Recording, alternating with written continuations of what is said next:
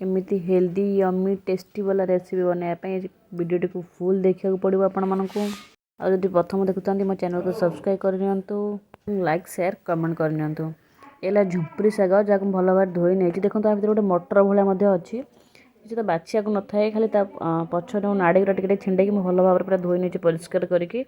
एबे टिके आस्ते आस्ते गरम पड़ी आपको भाजिकी गरम गरम भजा सहित पखाड़ खातु पूरा मस्त लगे देखो आलू को सर सर कर काटी नहीं से किसी अल्प पानी देकी सीझे नौ आलूटा को सहित टिके लुण पकई नहीं कारण आलूटा सीझा दरकार ता सहित मुझे कौन कर देखो आलू मोर सीझी आसला पाखापाखि एवं मुझे शाग को हाथ में पकई ने देखो मुझे शाग को पकई नहीं ता सहित ये शाग को भलसे टिके भाजीदे आम कौन कर अल्प किसी लुण पकईकी शागटी को भाजी नवा देखो शागटा को भाजी नापाई आम कौन कर शागटा मटरटा सीझापी मटर यहाँ भितर अच्छी आम शाग टे घोरी नवा और घोरेक सीझीगला देखो मुझे गोटे प्लेट्रे काढ़ी नहीं कढ़े तेल गरम कर तेल किसी जीरा एवं लंका पकई नहीं पियाज को पकई नहीं कि पियाज भलसे भाजला आप रसुण को पकईदेवे कारण रसुण छेचाटा बहुत टेस्ट आसता है सागरे सबू सागरे तो रसुण छेचा ही बहुत भल लगी था मुझे रसुण छेचा को पकई नहीं रसुण छेचा तो मोर हो गलानी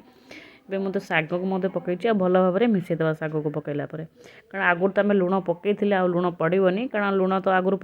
पछरे भी पड़ेनि कारण पानी अंशटा बाहर ना लुण पकईले तो आगुरी ही पड़ी था लुणटे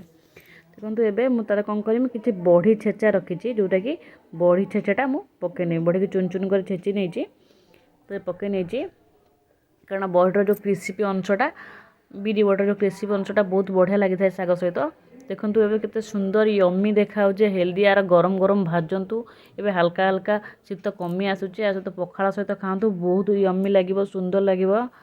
भाजिके मत कमेंट करूँ लाइक करूँ शेयर करूँ सब्सक्राइब करूँ आ किए आगुरी शाग देखी खाई मत कमेंट कर जनातु ये झुंपुरी शाग आपण अंचल मिले कि ना आप भले था खुशी था आपंकर सपोर्ट मत करूँ।